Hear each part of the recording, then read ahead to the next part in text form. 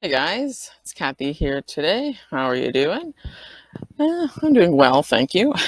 Today I want to talk to you about ETFs. I mentioned them in my stock uh, little presentation on how I chose a stock.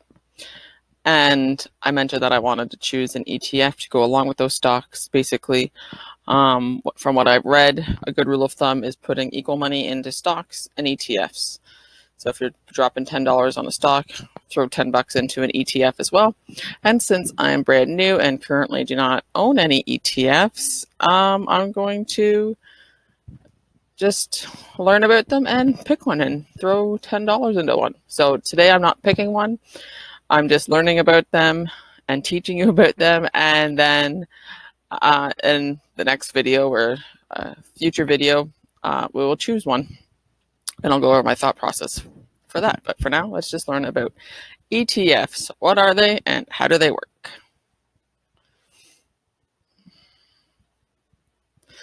Okay, what is an ETF? An ETF is an exchange traded fund. It is a collection of stocks and bonds that can be purchased for one price. So it's not just one stock and one company, it's a bunch of them. ETFs can be bought and sold during the trading day just like stocks, hence the name exchange traded. They're traded on the exchange just like stocks. The most popular ETFs track well-known indexes like the S&P 500. If you want to learn more about the S&P 500 or even what it is, that I think is going to be my next video maybe after I pick an exchange-traded fund, or it's coming up soon. I have it on the list of videos, okay? So stay tuned for that. Hey guys, I'm back here. I had a little interruption. If you can see, I now have a child on my lap, and hopefully I'm still going to be able to record this. We shall see. So, yes. So you might have been thinking that mutual funds and ETFs look a lot alike. Well, that's true. They do. They both invest in many companies in one fund, right? But there are some key differences. So here they are. Don't mind us. She'll probably try to look at herself in the camera, but it's all good. Mutual funds have human fund managers who actively trade stocks in and out of the fund based on which one they predict will go up or down. Hence the name actively managed. Not hence the name actively managed, but they are actively managed. Mutual funds are known as actively managed funds because they are run by a human. You can't just purchase mutual funds from an online brokerage. Right? You have to go to a person to purchase your mutual funds. Okay. Now, ETFs, on the other hand, are unmanaged by humans. Instead, they are programmed with an algorithm that track an entire economic sector or index, like the S&P 500. So they are passively managed. So ETFs are known as passively managed funds. Mutual funds are known as actively managed funds because ETFs are managed by a computer. No one's going in and out of them. They are just, it's an algorithm, okay? Whereas mutual funds, you need to make sure that you trust your broker because they're the ones that are going to be picking the stocks to go in and out of the fund, and hopefully that they know what they're doing and pick the right ones for you, right? Whereas ETFs, computer does it. Also, ETFs have lower MERS. I don't know if it's MERS or MERs, but we'll call it MERS, which is management expense ratios. Management expense ratios represent the percentage of value that the entire fund that is deducted annually to cover the fund's operating costs. AKA, it's the fee that the broker charges you to to have mutual funds through them. It's around 1% or higher because you're paying a human being, right? So it's going to be at least 1% of your stock. ETFs have lower fees because computers are cheap and humans are not. Easy, right? It's pretty self-explanatory. ETFs fees are generally 0.05 to 0.25, which is a fraction of the cost of mutual fund fees. So you want to save more of your money and bring in more of your money, then please get an online broker. Don't pay a human. So although these numbers are small, fees can substantially erode investment gains over a long period of time. But honestly speaking, if your money is in if you're invested in something, it's better than being invested in nothing, right? So if mutual funds is your thing, then go with mutual funds. The joys of a 3-year-old on your lap. I'm trying to do a very serious video on ETFs, okay? So if you want to keep more of your money, consider an ETF. If you think mutual funds are safer and want to do that, and you have a trusted advisor, then go for it, all right? But for myself right now, I'm doing ETFs, hence this video.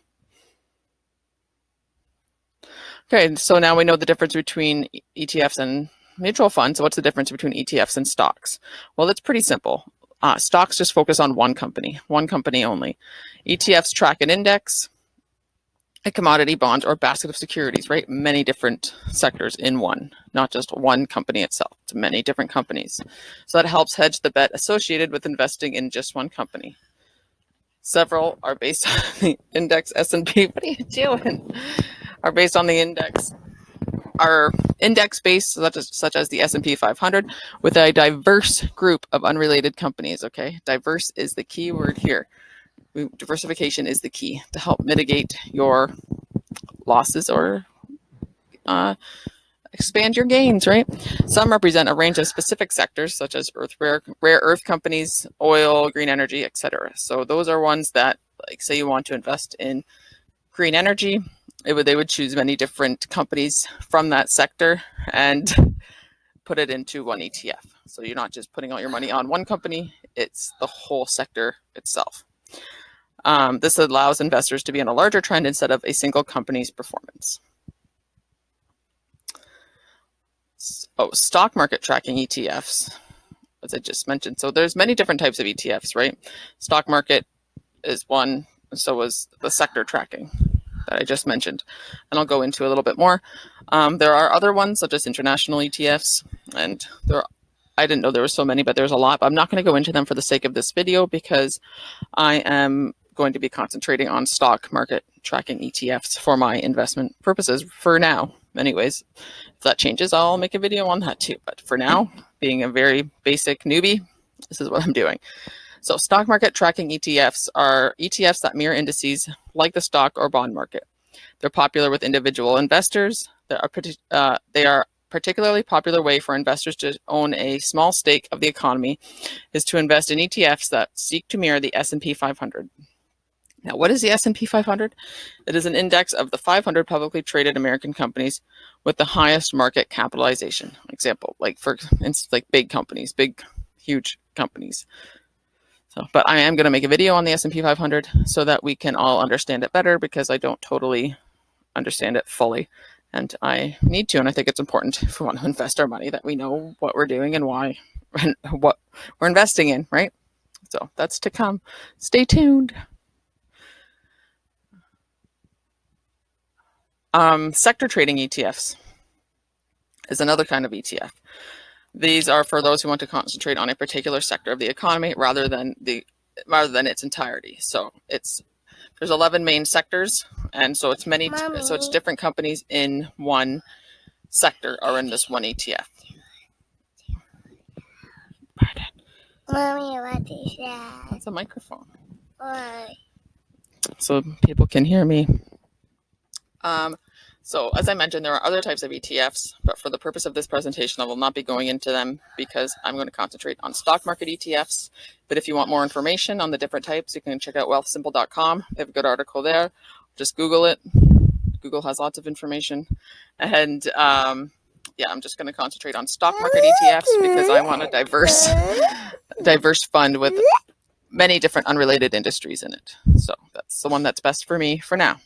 So that's what I'm going to be doing. So now we know what an ETF is. How do we invest in it? And what one we want, I should say. How do we invest in it? Well, it's pretty easy. They're just like stocks and can be bought and sold all day long on the trading, on the stock exchange. If you have Wealthsimple or another online brokerage, you can purchase stocks very easily, and you purchase ETFs the exact same way. Investors can buy as many or as few shares as they want. They can trade through a low-fee broker. I use the online brokerage Wealthsimple, and selecting a commission-free trading platform can save you money. This one little Asterisk, if you have a particular ETF in mind, make sure the brokerage you choose is able to trade that specific ETF. I don't have a specific ETF in mind, so I'm going to choose from Wealthsimple what I can invest there. Right? Makes sense? What are you doing? So, why buy ETFs? If you haven't caught the gist yet of this, it's for diversification. It's putting your eggs in different baskets so you're not relying on just one industry for your profits or the other thing, right? So diversifying your investment means you can minimize risk and maximize rewards. That's the name of the game, right? The stock market is the long game, and we want money in our stocks for when we retire so we can look after our precious children and ourselves, right? So yeah, I hope you. Oh, were you counting the eggs? I'm going to go back. 1, 2, 3. Good job. Okay. So thank you for watching or listening. I really appreciate it. Thanks for bearing with me while I finish this presentation with the 3-year-old on my lap. If you have any comments or questions, please leave them down below and I will do my best to answer them. Yeah, my next video on stocks will either be which ETF I buy or on the S&P 500. So stay tuned for one of those. It'll probably be happening very soon.